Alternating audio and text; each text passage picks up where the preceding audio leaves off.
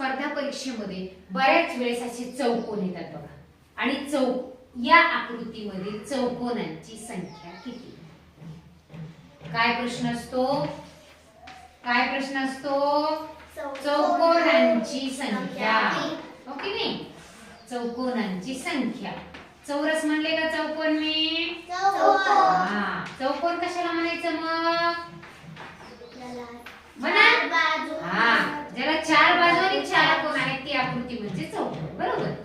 आता बघा बरं, आपण मोजत बसणार 1 2 3 4, पुन्हा हा एक होतो, हा एक होतो, हा एक होतो. आपला वेळ जाणार, उत्तर काढणार आपण, पण वेळ जाणार. मग त्यासाठी आपण एक क्लुप्ती वापरायची. काय वापरायची बघा?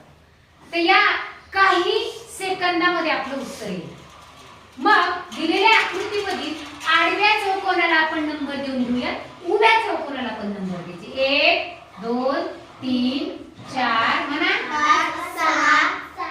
7 नाहीये, संपले आडवे. 6 रांगा उभ्या. 1 2 आणि 3. एवढ्याच अंकावरून आपण दिलेल्या चौकोनामधील चौकोनांची संख्या आपण निश्चित करणार. कशी करणार? दिलेल्या या पूर्ण अंकांची बेरीज करायची. 1 + 2 + 3 + 4 सांगा, +5 + 6 गुणिले या उभ्यांची करायची बेरीज. 1 + 2 + 3. याला नंबर देऊन घ्यायचे किती आहेत आडव्या रांगेमध्ये. त्यानंतर उभा बघायचे 1 2 3. आता याची बेरीज करा पटपट, सांगा मला. 6 आणि 5 11, 11 आणि 4 15, 11 6 आणि 5 11, 11 आणि 4 12 13 14 15, 15 आणि 3 बोला 16 17 18, 18 आणि 2 20 आणि 1 याची बेरीज आली 21. एवढेच. बरोबर आहे. हे गुणिलेला गुणिले. याची बेरीज सांगा पटपट. 3 आणि 2 5 आणि 1 6. 21 गुणिले 6. 6 1 6 आणि 6 दुने 12. किंवा आपल्याला पाडाही येतो.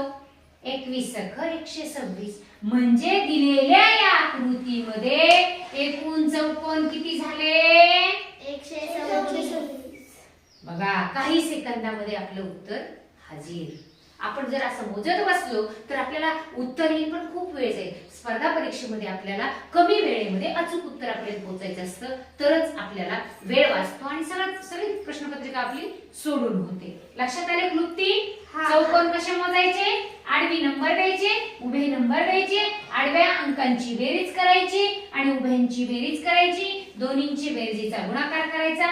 एकूण उत्तर आपल्याला मिळून जातं. आहे काही सेकंदातलं उत्तर? हा.